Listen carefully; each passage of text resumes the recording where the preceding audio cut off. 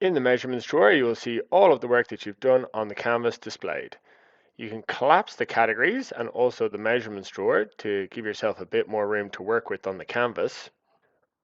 One of the features you can use in the measurements drawer is by checking the blue box in the center, it will pull up this modal and give you additional parameters which you can enter. So for our concrete, you can enter a depth of 6 inches, which will give you your cubic yards of concrete.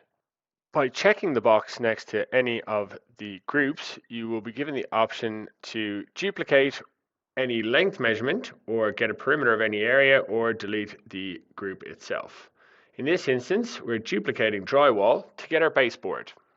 We can now add an additional parameter of height to the drywall 1/4 inch thick of 11 feet 5 inches, nice tall ceilings. This will give us the exact square footage of drywall for this project.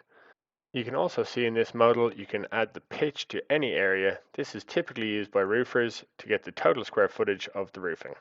By checking the box next to ceiling, we are going to get the perimeter of the ceiling. We can call this molding.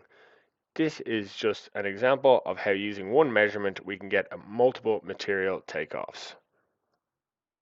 Also, what we can do is check the box next to baseboards, click the 3 dots out on the right and move it to carpentry. Simply find carpentry in the categories and move baseboards there.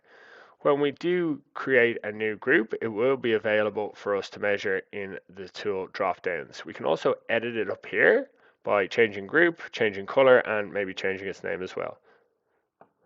That's just a quick run through of the measurements drawer and how you can use it to speed up your takeoffs. If you have any questions, feel free to reach out to us in the live chat in the bottom right of the screen.